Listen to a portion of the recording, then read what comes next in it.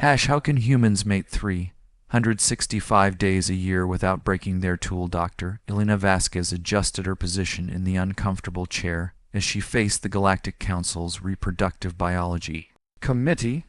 The massive chamber was filled with representatives from dozens of species, each displaying various levels of confusion and fascination as they reviewed the preliminary findings of her research team's report on human reproductive capabilities. The committee had been assembled after several incidents involving human colonists on mixed species worlds where their reproductive behavior had caused significant cultural misunderstandings. What started as routine diplomatic complaints had evolved into a galaxy-wide scientific inquiry when multiple species began reporting similar observations about human mating patterns. Elena's team had spent 3 years conducting the most comprehensive study of human reproductive biology ever undertaken for an alien audience.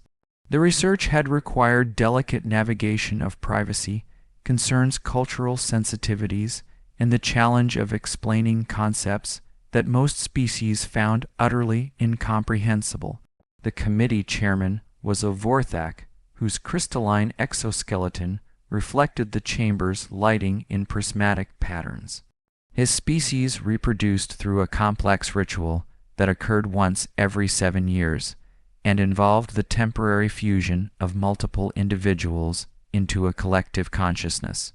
The concept of daily reproductive activity was as foreign to him as his ritual would be to humans. Dr. Vasquez. The chairman began, his translated voice carrying harmonics that indicated profound confusion. Your preliminary report suggests that humans are capable of reproductive activity throughout their entire adult lifespan without apparent physical degradation. This contradicts everything we understand about biological limitations and evolutionary efficiency. Elena nodded, having anticipated this reaction. Chairman Kell, the human reproductive system operates on fundamentally different principles than most species we've encountered. Our research indicates that what other species view as impossible is simply the result of evolutionary adaptations that prioritize reproductive flexibility over seasonal efficiency. The committee members shifted restlessly in their various forms of seating. A Tenthari representative whose species reproduced through elaborate neural linking ceremonies that could only occur during specific astronomical alignments raised an appendage for recognition. Doctor, the Tenthari said, my people spend decades preparing for a single reproductive event. The physical and mental toll is so severe that most individuals can only participate twice in their lifetime. How is it possible for humans to engage in such activities constantly without suffering permanent damage or death? Elena activated the holographic display that showed detailed anatomical diagrams of human reproductive systems. She had spent months working with the translation team to ensure that the terminology would be comprehensible to species with radically different biological structures. The key difference, Elena explained, lies in the regenerative capacity of human reproductive systems. Unlike species that experience catastrophic physical changes during reproduction, humans have evolved systems that can return to baseline function within hours or days of activity. The diagrams showed the cellular repair mechanisms that allowed human reproductive organs to maintain functionality across repeated use. Elena highlighted the vascular systems that enabled rapid recovery, the hormonal cycles that supported continuous activity, and the neurological adaptations that made frequent reproduction psychologically sustainable. A Zephyrian committee member whose species reproduced through atmospheric pheromone exchanges that occurred only during planetary storm seasons expressed skepticism. This seems evolutionarily wasteful. Why would a species develop such capabilities if they serve no reproductive advantage? Elena had prepared for this question extensively. The evidence suggests that continuous reproductive capability in humans serves multiple evolutionary functions beyond simple procreation. It strengthens pair bonding, reduces social tensions, and provides psychological benefits that improve overall survival rates. The committee requested a break to process the information and consult with their respective species biological experts.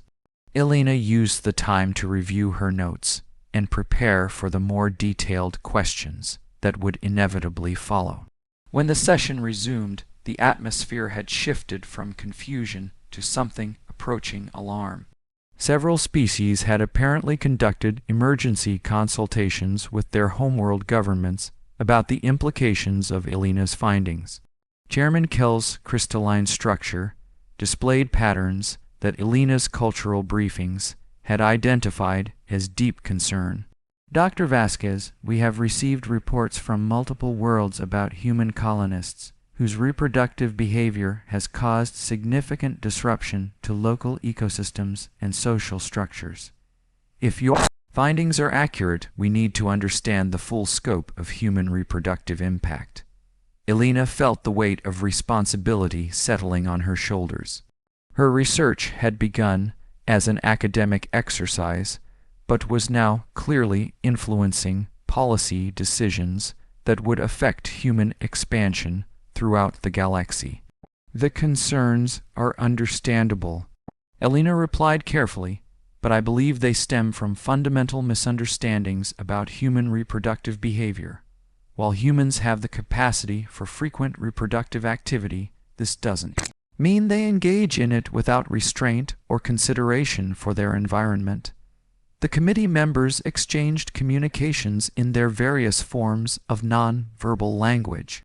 Elena could sense growing tension in the chamber as species representatives processed the implications of her statements. A hegemony representative whose species reproduced through complex genetic trading ceremonies that required months of preparation stood to address the committee. Doctor, if humans can reproduce continuously without physical limitation, what prevents them from overwhelming any ecosystem they encounter? Other species are constrained by biological necessity. Humans appear to have no such constraints. Elena recognized this as the crucial moment in her presentation. The committee's decision would likely influence human expansion rights throughout the galaxy, and she needed to address their concerns while accurately representing human biology. The assumption that humans lack reproductive constraints is incorrect, Elena said firmly. Human reproductive behavior is regulated by complex social, psychological, and environmental factors that provide natural limitations. The capacity for frequent reproduction doesn't translate to unlimited population growth. She activated a new series of displays showing human population dynamics throughout history. The data demonstrated periods of rapid growth followed by stabilization and even decline as social and environmental factors influenced reproductive decisions. Human societies have developed sophisticated mechanisms for managing reproductive behavior. Elena continued. These include cultural norms, economic considerations, and conscious family planning that effectively regulate population growth despite biological capability. The committee spent the next hour reviewing Elena's demographic data and questioning her about the social factors that influenced human reproductive choices. The concept of voluntary reproductive restraint was apparently as foreign to many species as unlimited reproductive capacity. During the lunch break, Elena was approached by Dr. Thane, a human anthropologist who had been serving as a cultural consultant to the committee. His expression showed both concern and curiosity about the morning's proceedings. Elena, he said quietly, I think you need to understand that several species are interpreting your findings as evidence that humans represent an existential threat to galactic ecological balance. Consortium is apparently considering restrictions on human colonization based on reproductive concerns. Elena felt a chill of apprehension. Her scientific research was being used to justify what amounted to species-wide discrimination. The irony wasn't lost on her that humanity's reproductive flexibility was being portrayed as a weakness rather than an evolutionary advantage. "What do you suggest?" Elena asked. "I can't misrepresent the science, but I also can't allow accurate information to be used to justify discrimination." "Doctor?" Thane considered the question carefully. "I think you need to emphasize the adaptive advantages of human reproductive flexibility, show how it contributes to species survival and cultural development rather than just focusing on biological mechanisms." When the afternoon session began, Elena had restructured her presentation to address the committee's concerns more directly. She began by showing examples of human populations that had successfully integrated into mixed species environments without causing ecological disruption. The evidence shows that human reproductive behavior adapts to environmental conditions. Elena explained. In resource-rich environments, humans may have larger families, but in constrained environments, they naturally reduce reproductive activity. This flexibility is actually an advantage for sustainable colonization. She presented case studies from several human colonies that had maintained stable populations for decades while contributing to local economic and cultural development.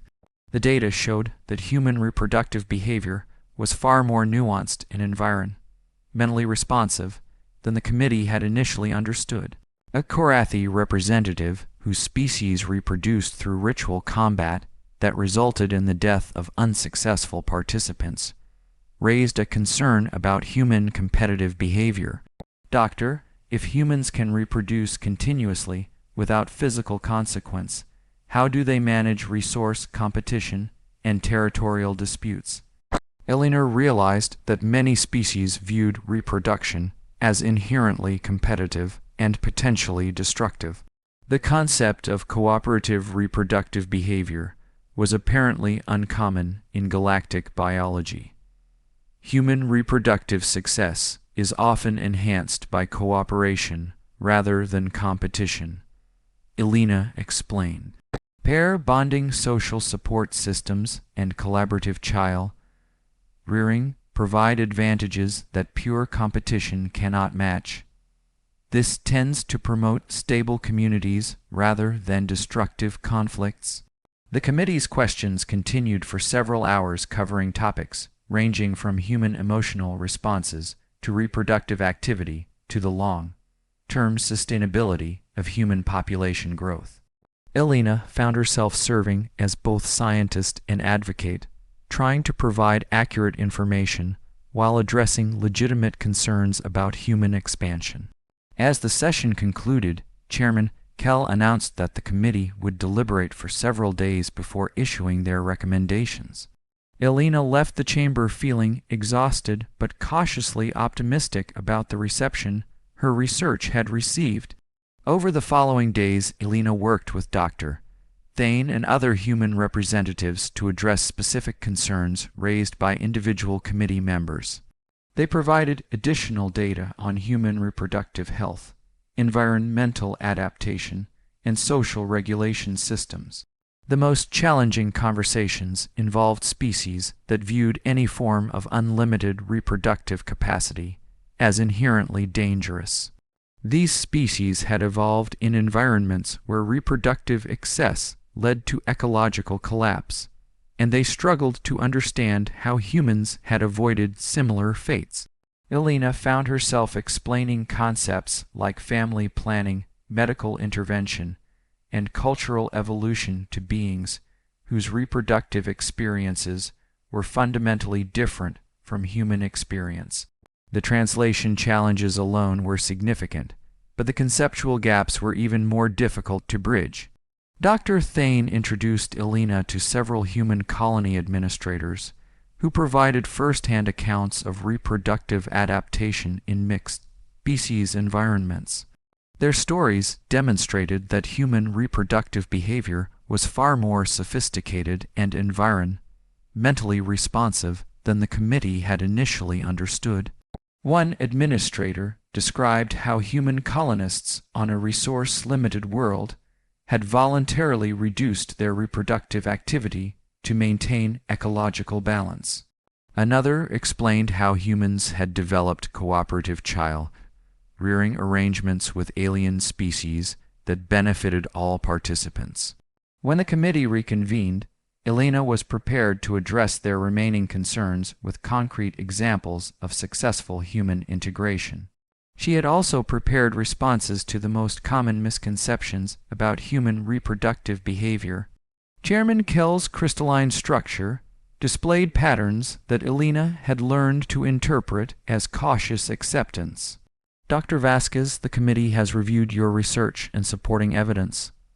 While we remain concerned about the implications of unrestricted human reproductive capacity, we acknowledge that your species has demonstrated the ability to self-regulate in appropriate circumstances. The committee's final report recommended continued monitoring of human reproductive behavior in mixed species environments, but stopped short of imposing restrictions on human colonization. Elena felt relieved that her research had contributed to a balanced understanding of human biology. However, the report also established protocols for human colonies that included reproductive monitoring and intervention procedures if population growth threatened local ecological stability. Elena realized that humans would be subject to oversight that other species didn't face. In the weeks following the committee's decision, Elena reflected on the broader implications of her research. She had successfully defended human reproductive freedom, but had also revealed information that would influence how other species viewed humanity for generations to come. The scientific community praised Elena's work for its thoroughness and cultural sensitivity. However, some human leaders criticized her for providing information that could be used to justify future restrictions on human expansion. Elena understood both perspectives, but remained convinced that accurate scientific information was preferable to the misconceptions and fears that had previously influenced alien perceptions of human reproduction. Her research had at least provided a foundation for informed policy decisions. The long-term consequences of Elena's work became apparent as human colonies throughout the galaxy began implementing the monitoring protocols recommended by the committee. While initially seen as restrictive, these protocols actually helped humans integrate more successfully into mixed species communities. Elena's research also sparked scientific interest in comparative reproductive biology, leading to a broader understanding of how different species had evolved to balance reproductive capacity with environmental sustainability. Her work became a foundational text for xenobiology students throughout the galaxy. Years later, Elena was invited to address the Galactic Council's annual scientific conference about the ongoing research into human reproductive adaptation. Her presentation highlighted new findings about human psychological and social responses to reproductive activity that continued to surprise alien researchers. The conference audience included representatives from species that had initially viewed human reproductive capacity as threatening, but had since developed cooperative relationships with human colonies. Elena's research had played a crucial role in facilitating these positive interactions. Elena concluded her presentation by emphasizing that human reproductive flexibility was ultimately an asset for galactic civilization. The ability to adapt reproductive behavior to environmental conditions and social circumstances made humans valuable partners in the complex challenges of multi-species colonization. The questions following Elena's presentation demonstrated how much understanding had improved since her initial committee appearance. Species representatives asked sophisticated questions about human reproductive psychology, cultural influences, and environmental adaptation that showed genuine scientific curiosity rather than fear. Elena left the conference feeling that her research had contributed to a more nuanced and accurate understanding of human biology among the galactic community. The initial concerns about human reproductive capacity had evolved into appreciation for the complexity and adaptability of human reproductive behavior. Her work had also established important precedents for how scientific research could bridge cultural and biological gaps between species. The methodology she had developed for explaining human biology to alien audiences became a model for future xenobiological research. As Elena continued her research in the years that followed, she remained grateful for the opportunity to have contributed to better understanding between species. Her work on human reproductive biology had become part of the larger project of building a truly inclusive galactic civilization. The initial question of how humans could mate year-round without physical damage had evolved into a broader appreciation for the sophisticated biological and social systems that made human reproductive flexibility possible. Elena's research had shown that what initially appeared impossible was actually evidence of remarkable evolutionary adaptation. The galaxy had learned that human reproductive capacity was not a threat to be controlled, but a fascinating example of how life could evolve creative solutions to the challenges of survival and reproduction. Elena's work had helped transform fear into understanding and suspicion into scientific curiosity. Her research continued to influence policy decisions and scientific investigations throughout the galaxy, demonstrating that careful scientific inquiry could overcome even the most fundamental misunderstandings between species. Elena's legacy was not just her discoveries about human biology, but her contribution to the methods and principles of interspecies scientific communication.